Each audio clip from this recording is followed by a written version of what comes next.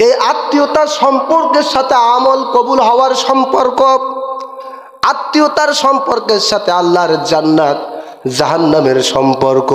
সুবহানাল্লাহ।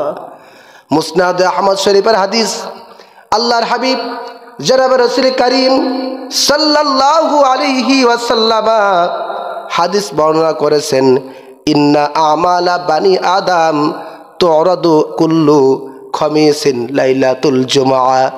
আল্লাহর হাবিব বলেন, নিশ্চয় বনি আদমের নেক আমল প্রত্যেক বৃহস্পতিবার দিবাগত রাত্রে, জুমার দিবাগত রাত্রে আল্লাহ তাআলার কাছে পেশ করা হয়। সুবহানাল্লাহ। নবীজি বলছেন, প্রত্যেক বনি আদমের আমল সমূহ, সে আমল ভালো হোক আর খারাপ হোক, যাই হোক না কেন, প্রত্যেক আমল পুরা এক সপ্তাহের আমল বৃহস্পতিবার দিবাগত রাত্রে অথবা জুমার দিবাগত রাত্রে আল্লাহ তাআলার কাছে উপস্থাপন করা হয়। বলেন সুবহানাল্লাহ। আল্লাহ রাব্বুল আলামিন বান্দা বান্দির আমলগুলো দেখতে থাকেন।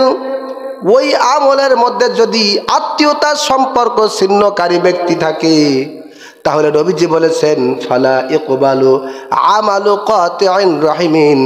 ওই আমল সমূহের মধ্যে যে সমস্ত ব্যক্তির আমলের মধ্যে আত্মীয়তার সম্পর্ক ছিন্নকারী আমল রয়েছে, ওই সমস্ত ব্যক্তির আমলগুলো আল্লাহ পাক কবুল করেন না। নাউজুবিল্লাহ। তাহলে ভালো করে বুঝুন, প্রত্যেক সপ্তাহে বৃহস্পতিবার দিবাগত রাত্রে আপনার আমার আমল কোথায় পেশ করা হয়? জোরে বলেন। আল্লাহ তাআলার সামনে পেশ করা হয়। ওই আমল সময়ের মধ্যে যার আমলে আত্মীয়তার সম্পর্ক ছিন্নকারী রয়েছে, ওই ব্যক্তির আমল সব বরবাদ হয়ে যায়। আল্লাহ পাক তার আমলগুলো কবুল করেন না। জোরে কর নাউজুবিল্লাহ।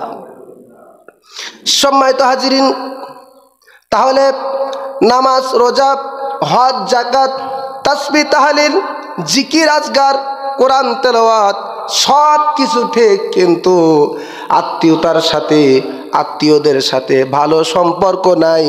জোরে বলুন, এই আত্মীয়তার সাথে ভালো সম্পর্ক না থাকার কারণে কোনো আমল কি আল্লাহ দরবারে কবুল হবে?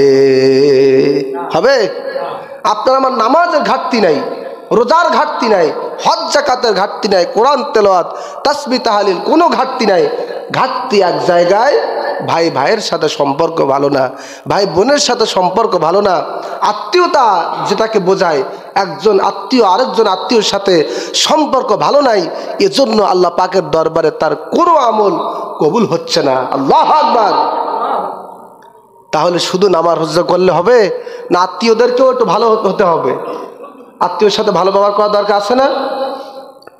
সম্মানিত হাজিরিন, এজন্য আল্লাহ রাব্বুল আলামিন কোরআন কারীমের মধ্যে আয়াতে কারীমা স্পষ্ট করে বলেছেন, ওয়াত্তাকুল্লাহাল্লাযী তাসাআলুনা বিহি ওয়াল আরহাম ইন্নাল্লাহা কানা আলাইকুম রাকিবা। আল্লাহু আকবার।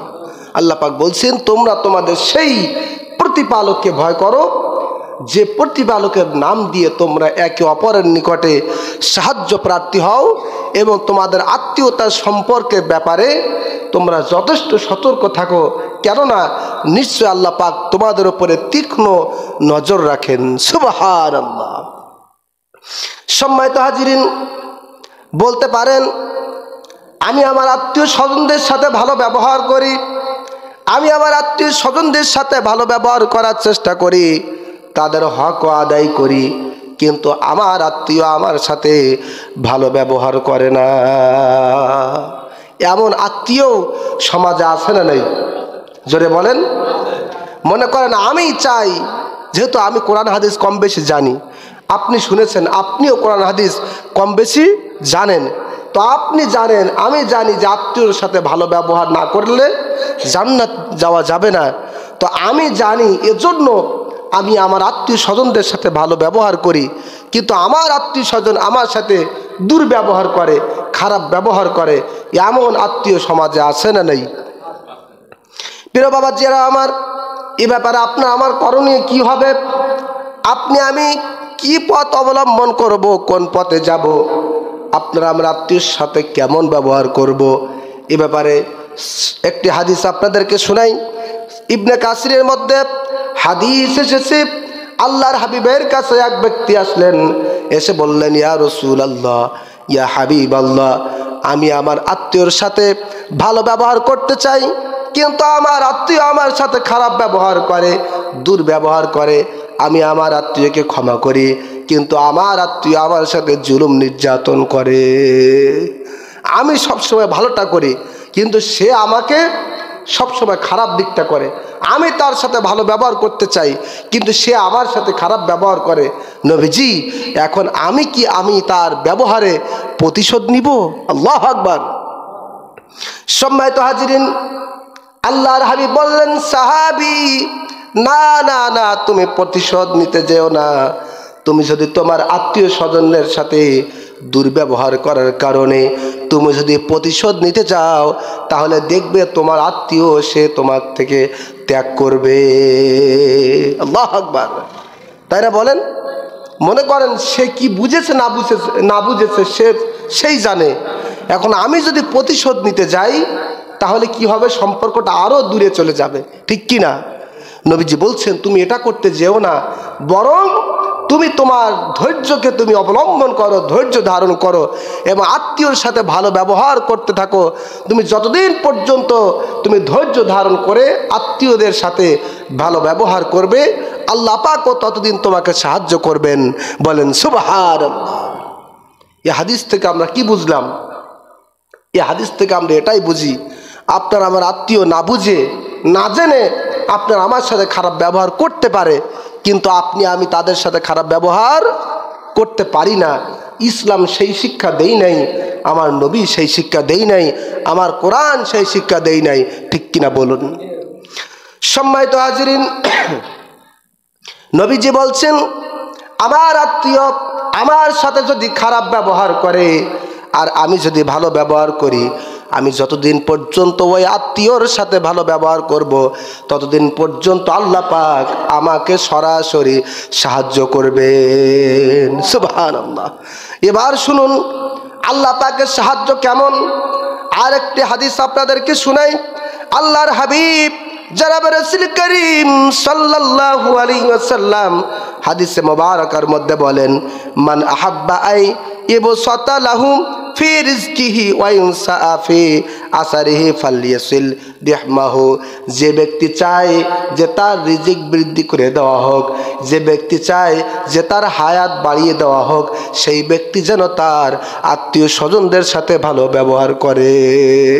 সুবহানাল্লাহ। বুখারী এবং মুসলিম শরীফের হাদিস, সাধারণ কোনো হাদিস গ্রন্থের নয়। নবীজি বলছেন, যে চায়, যে এটা ভালো মনে করে যে আমার রিজিক বৃদ্ধি পাক, আল্লাহ পাক আমার বরকত দান করুক, আমার রিজিক দান করুক, আমার রহমত দান করুক, এমনকি আমার হায়াত আল্লাহ পাক বাড়িয়ে দেখ, এই প্রত্যাশী এই ব্যক্তি কেউ যদি এমন চায়, সে যেন সর্বপ্রথম তার আত্মীয় স্বজনদের সাথে ভালো ব্যবহার করে, তাহলে আল্লাহ পাক তার রিজিকে বরকত দিবেন, তার হায়াতটাও লম্বা করবেন। সুবহানাল্লাহ। চিন্তা করতে পেরেছেন?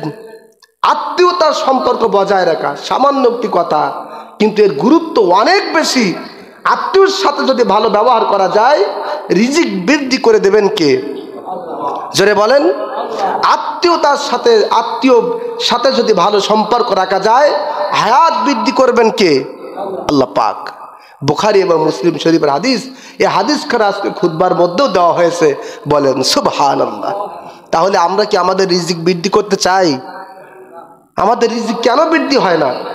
সারাদিন কাজ করি, মাঠে ঘাটে এখানে ওখানে, জন মজুরি, বিভিন্ন জায়গায় আমরা কাজ করি, আমাদের কাজের অভাব নাই, টাকারও অভাব নাই, তারপরেও দিন শেষে দেখা যায় শুধু নাই নাই নাই, ঠিক কিনা? ছিদ্র কোথায় একবার আমরা ভেবে দেখি না। তার কারণ আমরা যতই আয় রোজগার করি না কেন, আমাদের আত্মীয় স্বজনদের সাথে খারাপ ব্যবহার, আত্মীয় থেকে আমাকে ভালোবাসে না, যে কারণে আল্লাহ পাক আপনি আমার রিজিকের মধ্যে বরকত দেন না, ঠিক কিনা বলুন? আত্মীয়তার সাথে, আত্মীয় যারা রয়েছে তাদের সাথে ভালো ব্যবহার করুন, আল্লাহ পাক রিজিকে বরকত দেবেন, হায়াতেও বরকত দেবেন। সুবহানাল্লাহ।